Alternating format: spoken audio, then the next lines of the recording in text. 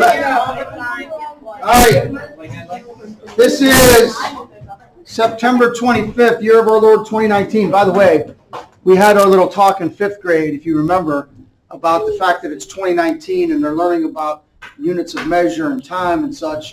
So I erased it, but we had to go through the whole spiel about, this is the 21st century. So this name of the century is always one ahead of the hundreds, right? I hope none of you out there are still lost with that America, for instance, 1776, the Revolution, that was the 18th century. Your parents were born in the 20th century. You were born in the 21st century because you were born in the 2000s, right? Did I just scare you by saying that 2000 was 2000? No. You didn't know that either? You didn't realize that? So anyway, the name of the century is always one ahead because, Lauren, the first 100 years, the birth of Christ, the first 100 years, what century was that? It's not a trick question. So the first 100 years was the first century. Now when you get to the hundreds, it's actually the second century. So the name of the century is always one ahead of the hundred. But that's not for you. I've taken all that time now, so you should have checked all your work. And if you have a question about any of those answers that you didn't get right, and after further review, you're like, I still don't get it, then before we leave, because you're going to be given time to do your homework today, I need to know that before we go, okay? So check those out before we dive into what we're doing. I said before we go, but go ahead. Can I make a step? Yeah, before you go. Yes? So, when we go over 17, because I don't really understand it. What are we going to do? You missed 17 also, Noah? Right. All right, I'll relent on my rule, and I'll go over 17. Ready? Now I got to flip back pages. 17.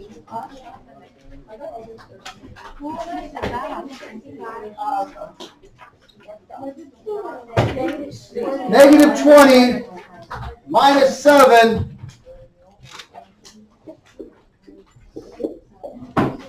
You do the same thing every time. Watch. You don't subtract. Integers, you always add. Add the opposite. Change the last two signs. However you want to remember that. Add the opposite or change the last two signs. It becomes negative 20 plus 7. So you really only have one set of rules to remember for addition and subtraction because you're changing everything to addition. And once you do that, here's the rules. Signs are the same. Add them together, keep that sign. The hardest part is, if the signs are different, find the different and use the sign of the larger. Once you change the last two, once you change it to addition and added the opposite, you got the same two signs, add them together, keep the sign. All right? It's okay. It takes practice. That's why it's not a game. Listen, the game's not tomorrow. You just keep practicing. All right, here's your warm-up activity for today. You have 30 seconds to do number 2 on page 69. Page 69, you'll see why I only gave you 30 seconds to get it done, because it should take you about 15. Page 69, we don't gloss over these pages. We don't spend too much time on them, but it is very important in my eyes for you to learn to solve problems outside of our regular work. So this is the second time they've taken a break in the middle of your book to say, hey, let's just throw some problems out there and see if we can solve them. You're down to 10 seconds, David. You better figure it out number 2 by now if you're over there messing around.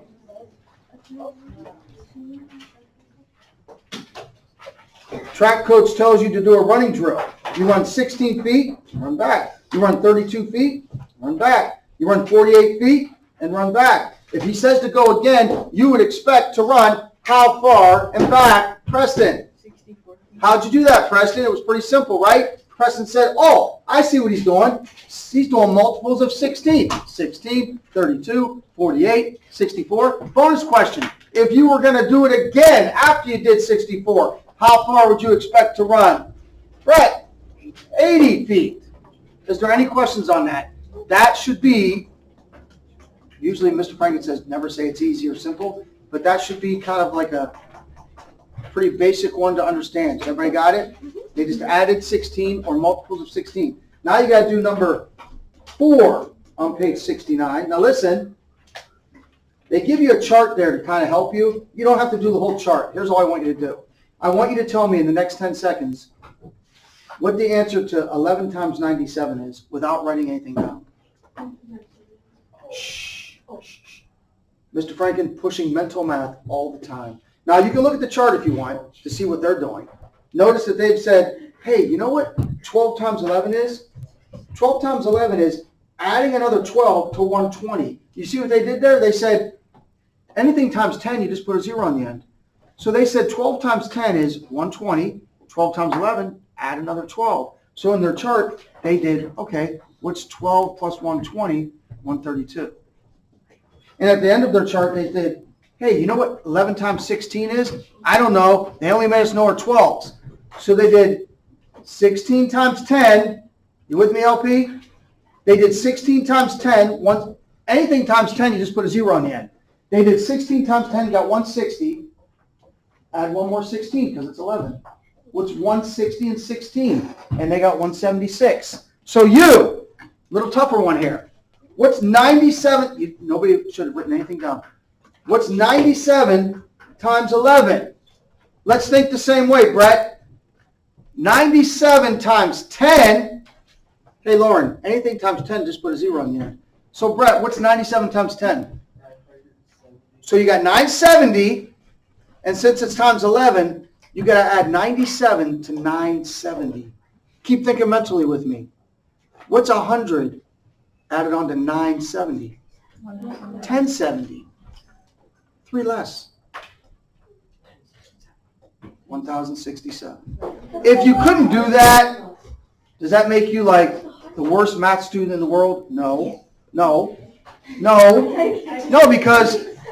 because you're not expected to really be able to do it. But why is it there? Why do I talk about it? Because it's a skill that if you keep trying to develop, you'll actually like math more, because the less writing you have to do, the less work you have to do, of course, you like it more. And you might not be able to do it right now, but just like anything else, practice it. Math could be enjoyable. Believe that, ladies? Math could be enjoyable.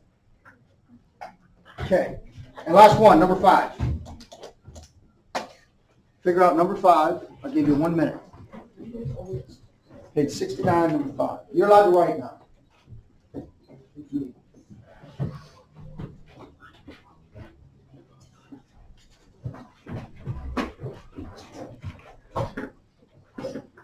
Page 69, number 5.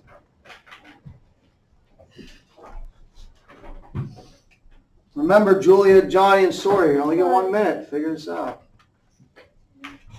You can't press pause.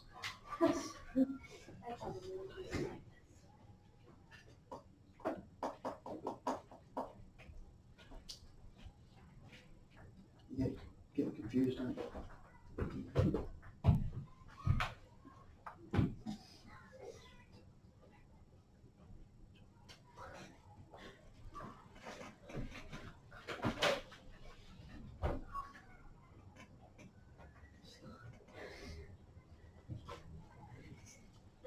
About 20 more seconds. You got it all done already. Wow.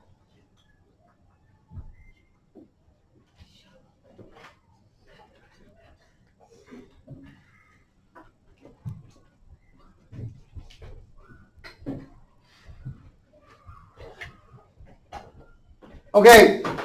If you didn't get it yet, no problem. Again, you just keep working on this. Based on information that you were given, you would not know any of these answers until they gave you the last bit of information. That how old is Anne? How old is Anne?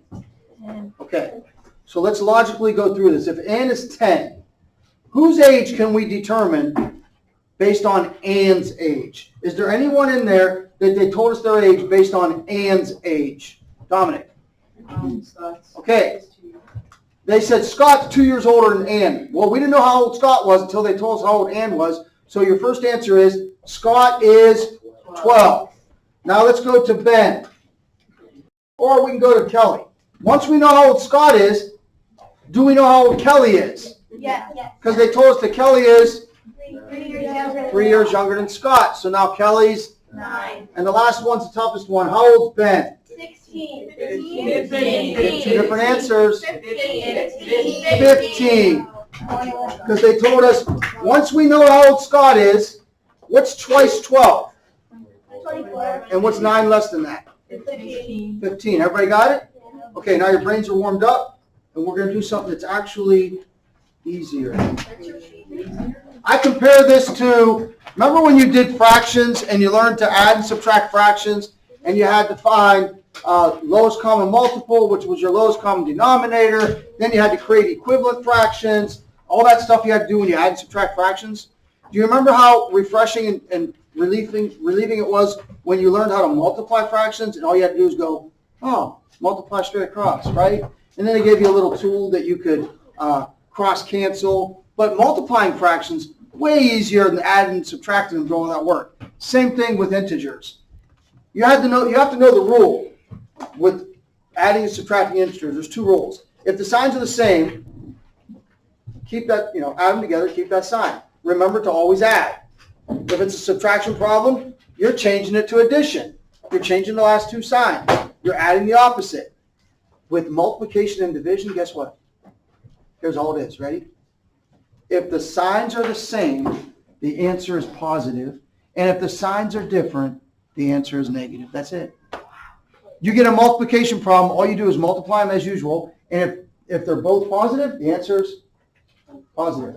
If they're both negative, the answer is positive. Why? If they're both negative, the answer is positive. If the signs are the same, the answer is always positive. If they're different signs, the answer is always negative. That's it. That's the only rule. And it applies to both multiplication and division. Multiplying do the same. What's 9 times 9? 81. You know what negative 9 times negative 9 is? 81. Positive 81. What's 9 times negative 9? Negative 81. If the signs are different, it's always negative. If the signs are the same, it's always positive. How easy is that? That's so easy, you can knock out all of this homework because you still have, how many minutes? 30. Yeah. Well, 20. Ready? On page 72. You're going 10 through 25. And making up for lost time in chapter 1. On page 72, you're going 10 through 25. And on page 76, you're going 11 through 18.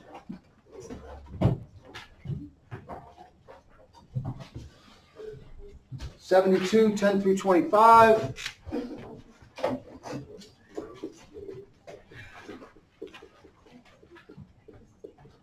Page 76, 11 through 18.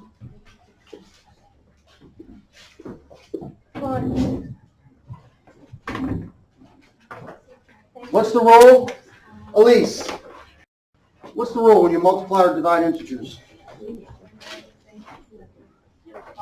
If they're the same, it's always positive. If they're different, it's always negative. You know how your parents told you 2 wrongs don't make a right? Yeah. 2 negatives do make a positive. I see When it what comes you to did there.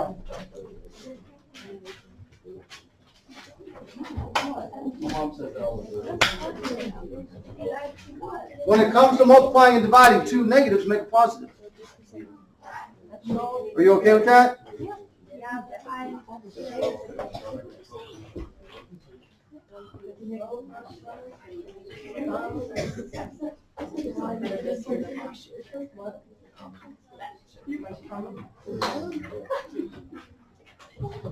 Don't worry.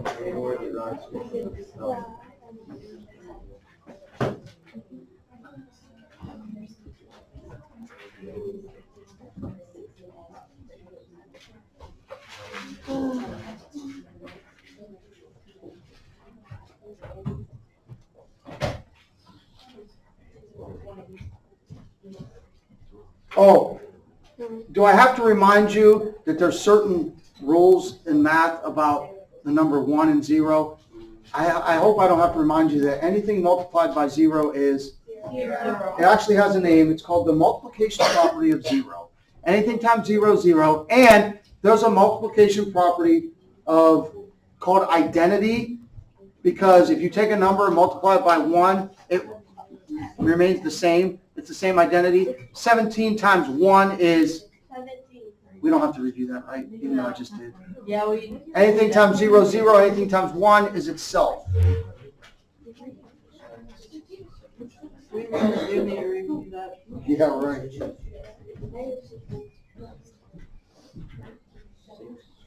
Hey, while you're working,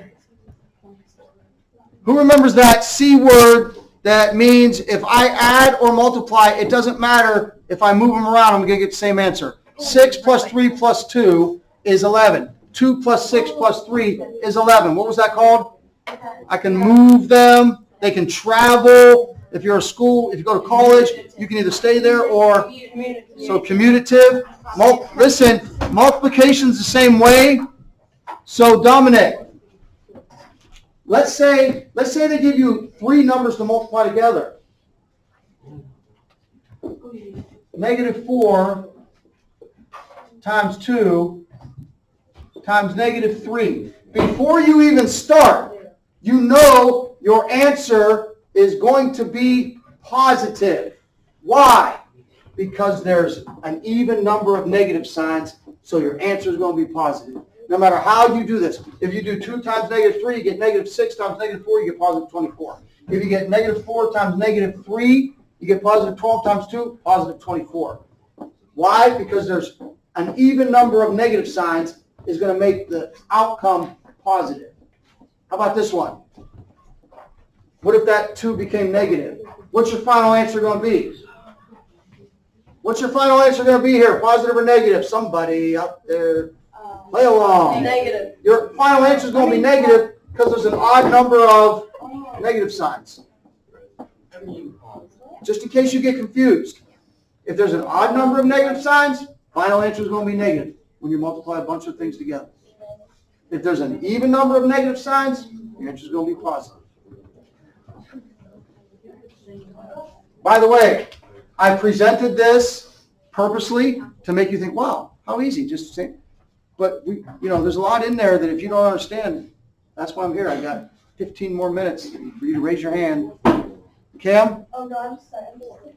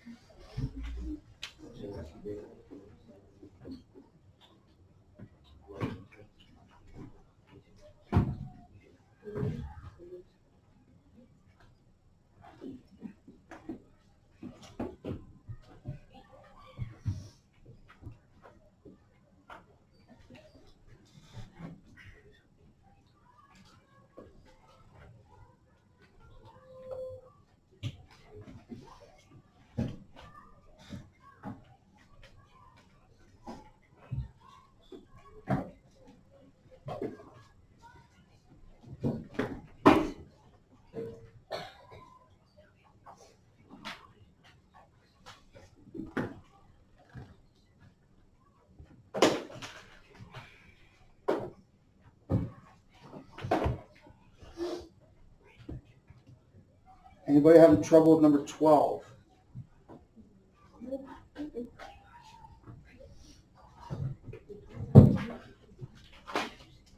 Anybody having trouble with number 21? Not there yet. Yeah, I'm on 99. You having trouble with 21? No, Go ahead. 18. I'm sorry, Lauren. What? 18. What's yours, Lauren? 18. Okay, 18. -2. 5. -6. Let me ask you before we start. How many of those numbers, you're multiplying 3 numbers together, how many of them have negative signs? 2. Okay, so you know your final answer is going to be positive if there's an even number of negative signs. It doesn't matter which order you multiply. You want to go 2 times 5 first? What's 2 times 5? What's 10 times 6? 60. How many negative signs? 2. Makes it a positive Okay. outcome. Yes. Positive 60. You still gotta follow order of operations, yeah. You gotta do the negative 3xy first, then do the 2yz, then add them together.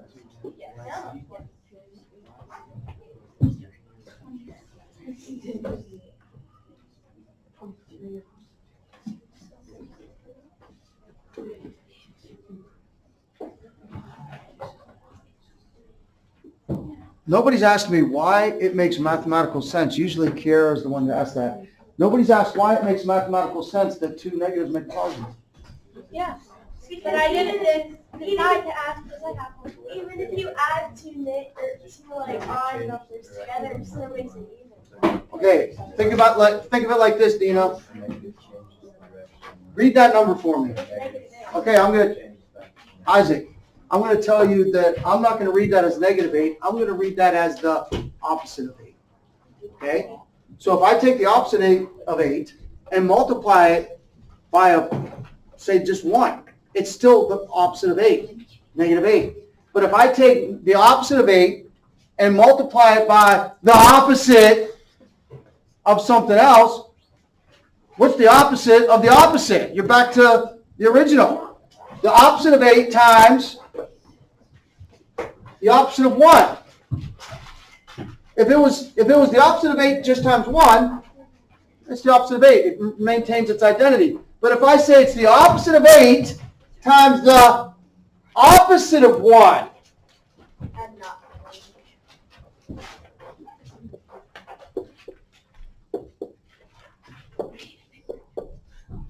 if I take the opposite of 8 and then do the opposite of that, positive 8. Oh, yeah. If there was no, only a couple people want to know the real reason why it's possible. Listen, the reason that a negative times a positive is negative is because if I had negative 8, the opposite of 8, and I multiply it by 1, anything times 1 is itself. So the answer stays negative 8. But watch this. If I take negative 8 and multiply it by the opposite of 1, I'm taking negative 8 and multiplying it by the opposite, which takes it to the opposite of 8, which is 8. I understood it, but now I don't. Yeah. Okay, do you understand that anything times 1 is itself? Yeah. Okay, so negative 8 times 1, it just stays right there. But now we're taking negative 8 and multiplying it by the opposite of 1. So what's the opposite of negative 8? 8. So the answer to that is 8.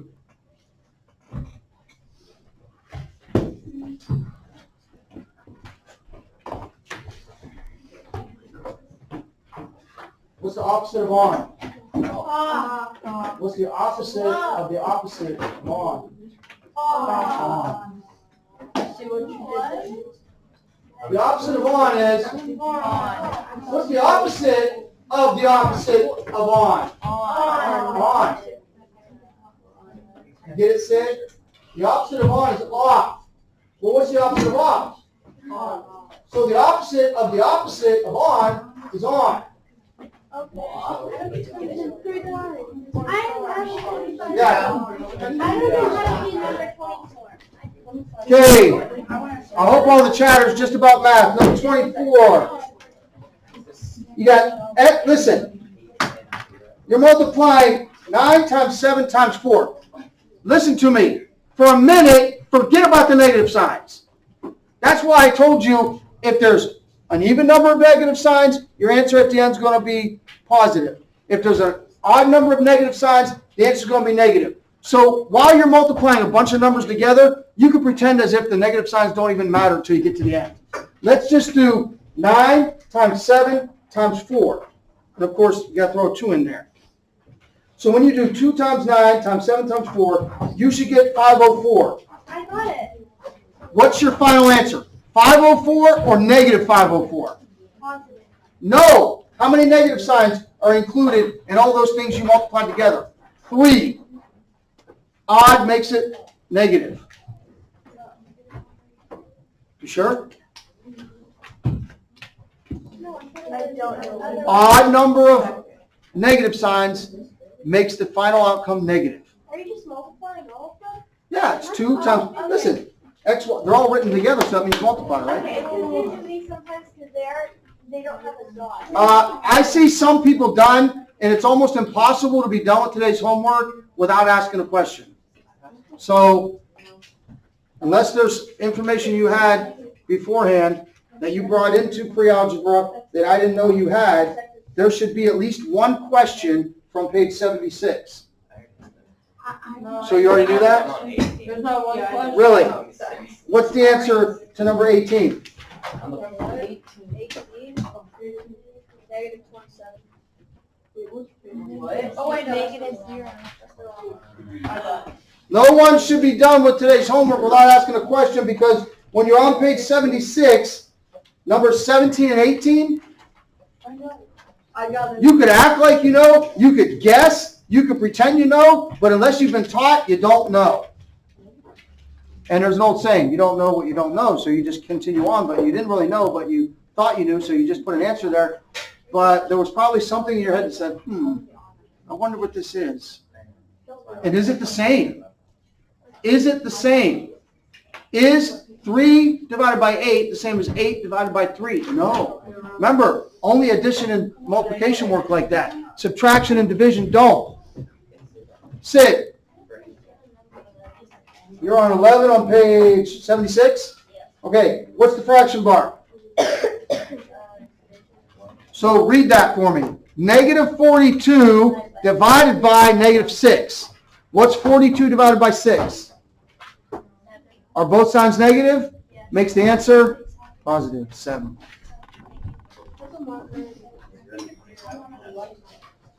Preston, are you going to tell me the answer to 17? No, but I'm gonna see if I got it right. So. Please stop chatter. What? Can you explain it to me? I want to see if I got it right. Dominic, you think you know the answer to 17? 17, negative 1. No. I'm talking 17 on page 76. Just because you hit the, I don't know. It's confusing me. Shh, shh, shh, shh. David, put the book away until you figure out why 17 and 18 are the answers that they are on page 76. Dominic, did you give me an answer for number 17 on page 76 yet? You thought it was 0?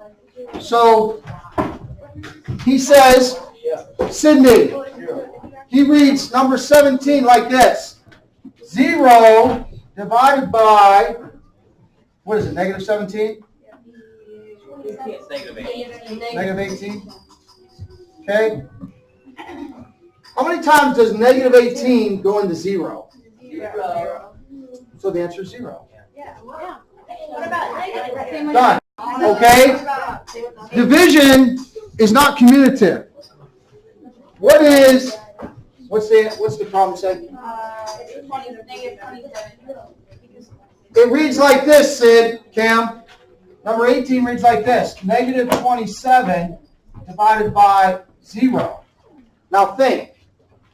How could you take something and divide it by 0? The answer is you can't.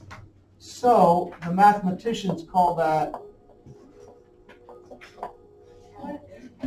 it's undefined. That's a really strange answer. The answer is not 0 because you literally can't do it. You can, if you have nothing and you divide it among, listen, I have $2. I'm going to divide it between Seth and I. We each get $1. Okay, I have no dollars. I'm going to divide it between Seth and I. We each get Nothing. nothing. Okay, can't divide. So it's a 0, right?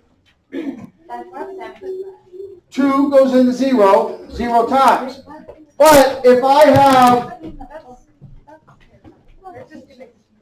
have $27 and I'm dividing it, what? I'm not really dividing it by anything. So it's like a trick, like what? It's not 0, it's literally The mathematicians call it what? It's undefined. There's like no mathematical reasoning to it. Like you can't even get. Are you guys listening? It's going to be on the test. You can't even give an answer to that problem. It makes no sense at all. So to say the answer is 0 would be nonsensical because what you'd be doing is just trying to make it 0. It makes no sense. It makes no mathematical sense to try to divide something by 0. The bell rang for real? Yes, ma'am.